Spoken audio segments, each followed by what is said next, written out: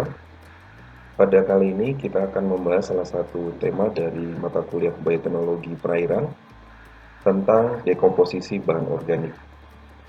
Dekomposisi bahan organik adalah salah satu fondasi dasar dalam pengembangan teknologi-teknologi terkait bioteknologi perairan.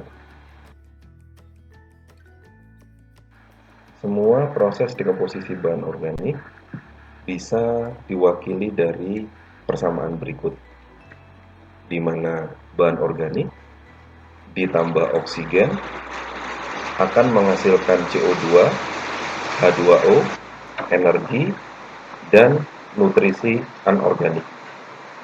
Oksigen dalam proses ini berperan sebagai elektron akseptor. Dan di dalam persamaan ini membentuk proses respirasi. Proses yang diwakili oleh persamaan ini merupakan reaksi oksidasi.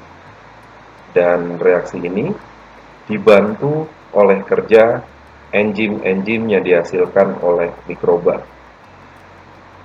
Segala proses dekomposisi bahan organik sebenarnya berjalan lewat prinsip-prinsip dasar ini. Untuk bisa memahami bagaimana persamaan dekomposisi bahan organik berlangsung, maka mari kita mereview kembali pemahaman kita tentang rantai makanan. Setiap organisme yang berinteraksi dalam ekosistem akan membentuk rantai makanan. Dan rantai makanan inilah yang menjadi dasar pemahaman dari piramida makanan. Dalam piramida makanan, setiap organisme yang ada di sebuah ekosistem akan dibagi menjadi tingkatan-tingkatan trofik. Dan tingkatan-tingkatan trofik ini mewakili proses makan dan dimakan yang ada dalam suatu ekosistem. Dalam rangkaian rantai makanan ini, organisme dapat dibagi menjadi dua. Yang pertama autotrof dan yang kedua heterotrof. Organisme autotrof adalah organisme yang mendapatkan karbon dari CO2. Sementara heterotrof adalah organisme yang mendapatkan karbon dari bahan organik. Organisme autotrof sendiri dibagi menjadi dua, fotoautotrof dan kemoautotrof. Organisme fotoautotrof adalah organisme yang mendapatkan energi dari matahari. Sedangkan organisme kemoautotrof adalah organisme yang mendapatkan energi dari reaksi kimia bahan anorganik.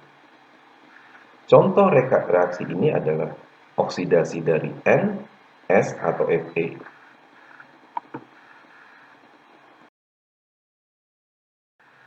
Dalam penjelasan sebelumnya, ada konsep oksidasi dan reduksi yang menjadi salah satu proses penting dalam dekomposisi bahan organik. Mari kita review sedikit pemahaman kita tentang oksidasi dan reduksi. Oksidasi pada dasarnya adalah proses kehilangan elektron. Contohnya, Fe2+ menjadi Fe3+. Kenapa bisa Fe2+ menjadi Fe3+? Pada Fe2+, ada 26 elektron di kulit terluar atomnya. Kemudian, lewat proses oksidasi, satu elektron lepas, sehingga tinggal 25 elektron di kulit terluar atomnya. Proses ini mengantarkan Fe2+ menjadi Fe3+. Sehingga dengan kata lain, proses oksidasi membuat Fe2+ menjadi Fe3+. Berbeda dengan oksidasi, reaksi reduksi adalah reaksi yang melibatkan penambahan elektron. Jadi, reduksi adalah kebalikan dari oksidasi. Kalau oksidasi kehilangan elektron, reduksi mendapatkan elektron. Sebagai contohnya, Fe3+ menjadi Fe2+. Dalam proses ini, Fe3+ mendapat tambahan 1 elektron, sehingga berubah menjadi Fe2+. Proses penting lain yang juga menjadi fondasi dalam proses dekomposisi bahan organik adalah fotosintesis. Fotosintesis dilakukan oleh organisme autotrof. Pada dasarnya, dalam proses fotosintesis, CO2 ditambah H2O plus energi akan melahirkan O2 dan C6H12O6.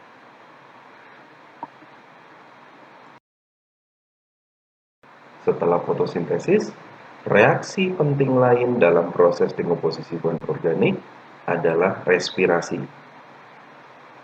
Dalam respirasi, C6H12O6 akan ditambahkan dengan O2 untuk menghasilkan CO2 ditambah H2O dan energi.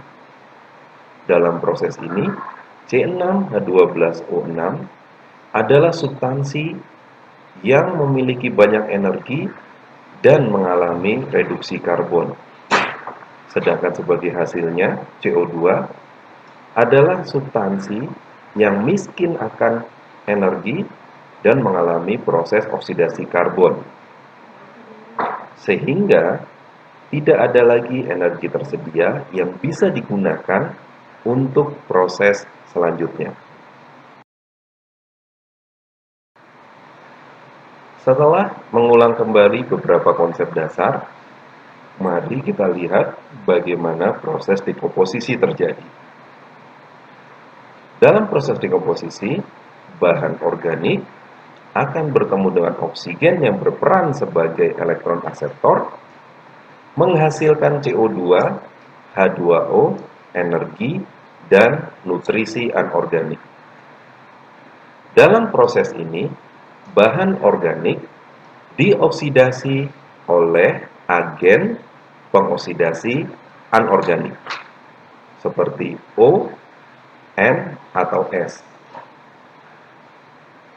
Dan dalam proses ini, elemen nutrisi yang terkandung dalam bahan organik akan mengalami proses mineralisasi dalam proses respirasi.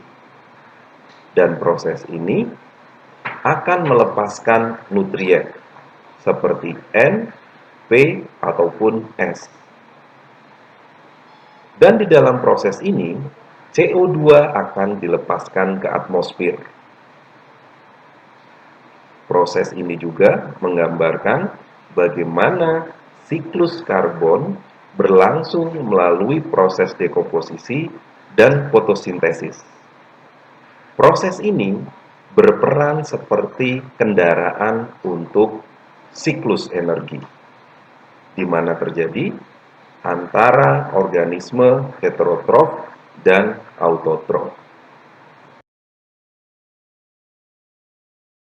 Mari kita lihat penerapannya dalam proses bagaimana bakteria di tanah melakukan proses dekomposisi. Hampir semua bakteria tanah adalah heterotrof dan aerobik. Heterotropik berarti mereka mendapatkan karbon dari bahan organik. Sementara aerobik, mereka mendapatkan energi dari proses respirasi aerobik. Atau dengan kata lain, menggunakan oksigen sebagai elektron akseptor. Dalam proses tersebut, terdapat juga bakteri anaerob. Bakteri anaerob akan mendapatkan energi dari dua proses. Yang pertama, respirasi anaerobik, di mana mereka menggunakan nitrat, sulfat, atau bentuk yang lain sebagai elektron akseptor. Proses yang kedua adalah fermentasi.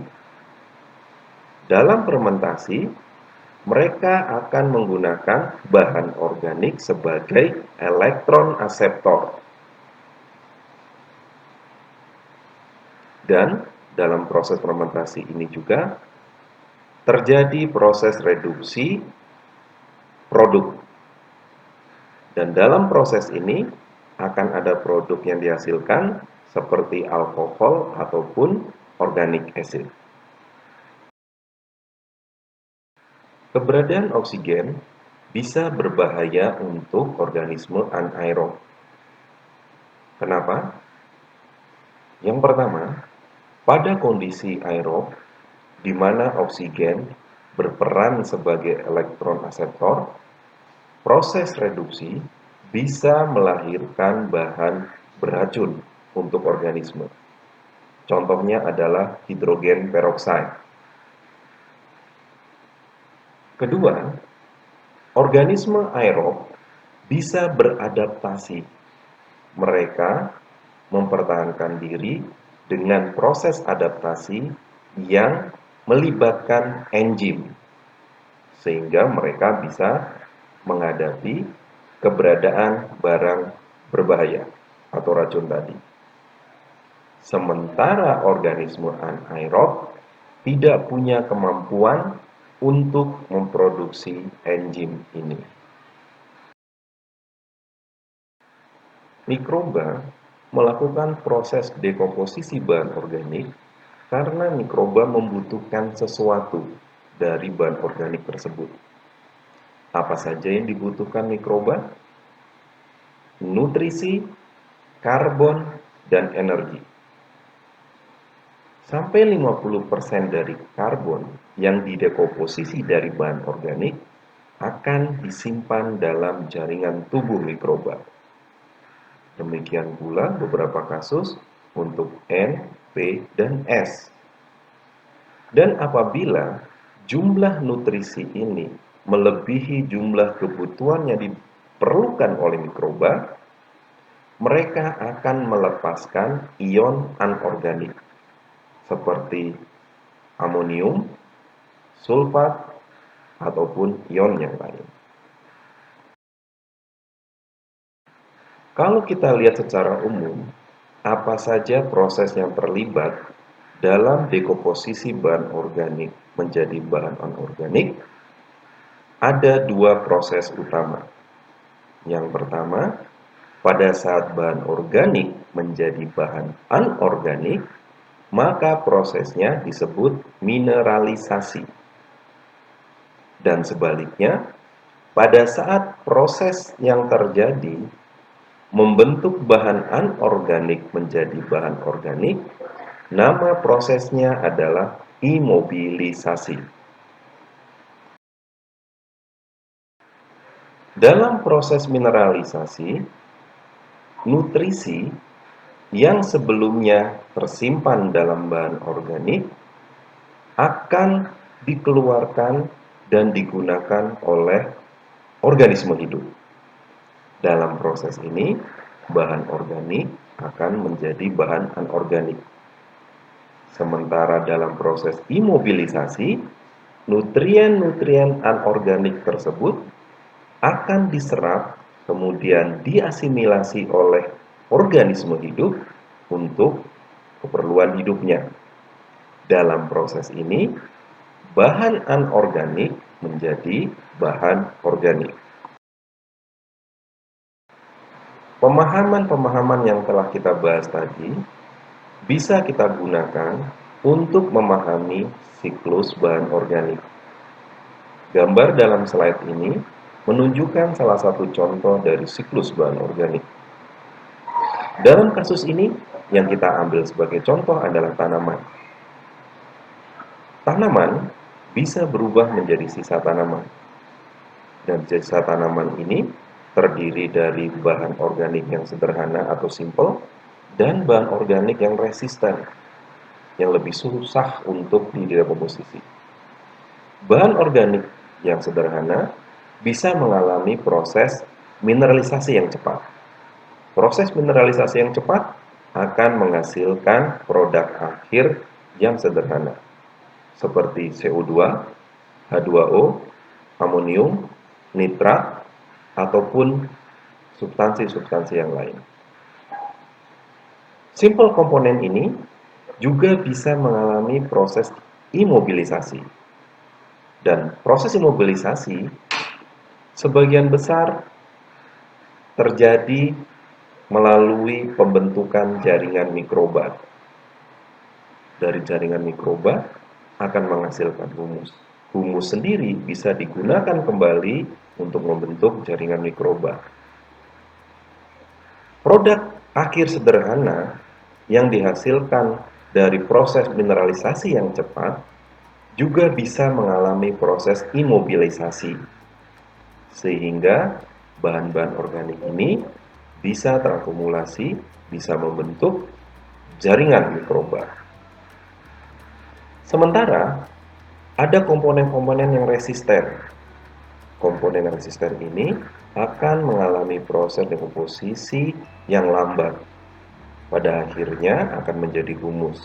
Kemudian humus dapat dimanfaatkan untuk membentuk jaringan mikroba atau mengalami proses mineralisasi yang lambat sampai kepada produk akhir yang sederhana.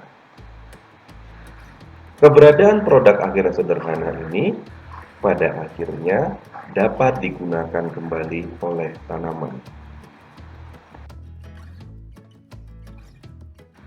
Ini adalah akhir penjelasan terkait dekomposisi bahan organik pada pertemuan kali ini.